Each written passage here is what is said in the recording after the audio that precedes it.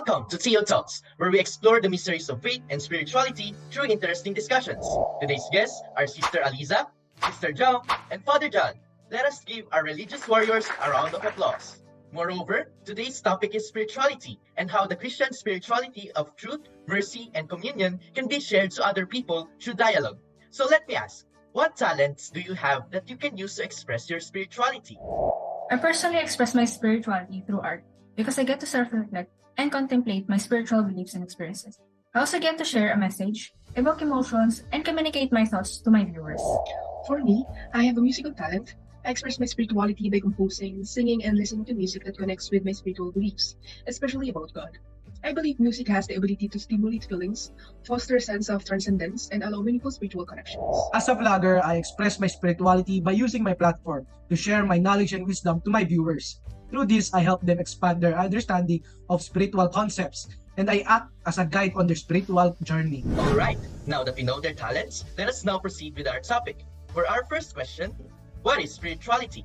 Generally, spirituality entails a search for meaning in life and a feeling of connectedness to something bigger than ourselves. In addition, it may be viewed as the component of human existence that is connected to significant structures and provide a person with meaning and direction in their life, and helps them cope with the vicissitudes of existence. It is associated with the human quest for meaning, purpose, self-transcending knowledge, meaningful relationships, love, and a sense of devotion. How about the Christian understanding of spirituality? As applied to Christian understanding, the term spirituality is related to following Jesus Christ's teachings or imitating his values, and is fundamentally concerned with social transformation. In other words, it entails an understanding of the reality of God, the value of the material world, human nature, and identity, and how these interconnect. With the belief that there is no absolute truth, how do you define spirituality of truth? Pope Benedict XVI described modern life as ruled by a dictatorship of relativism, wherein it does not recognize anything as definitive and whose ultimate goal consists solely of satisfying the desires of one's ego. However, the Old Testament attests that God is the source of all truth. His word is truth, His law is truth, His faithfulness endures to all generations, and we are called to live the truth.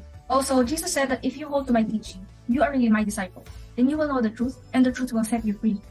Therefore, these can be conveyed through showing genuine love to others, by immersing in their realities, helping them understand the truths of God without imposing it to them, and being truthful to our actions. With the prevalence of throwaway culture, the significance of spirituality of mercy is seen. But what is spirituality of mercy? Spirituality of mercy is based on the notion that compassion, forgiveness, and kindness are vital for spiritual growth and well-being. It's about seeing the divine in everyone and treating them with dignity and respect. Despite their flaws, Luke chapter 6 verses 36 states, "Be merciful just as your Father is merciful." This can be conveyed through helping people in need, forgiving enemies and others. How about spirituality of communion? Evangelii Gaudium identifies the problem of weakening bonds caused by individualism. Moreover, it also identifies spirituality of communion as the communion which heals, promotes, and reinforces interpersonal bonds. Hence, spirituality of communion is about togetherness and sharing of pain of our brothers and sisters. This can be shown through building better relationships with others and ensuring no one is left alone. Since you already have a fruitful discussion on spirituality, how can you convey one's understanding of spirituality to others and encourage dialogue? Expressing one's understanding of spirituality to others and encouraging dialogue can be challenging, as spirituality is personal and often subjective. One could start the conversation by creating a safe space and setting common ground. Setting common ground may include sharing experiences, stories, and avoiding hard concepts. It is also significant to keep an open mind and respect to each other.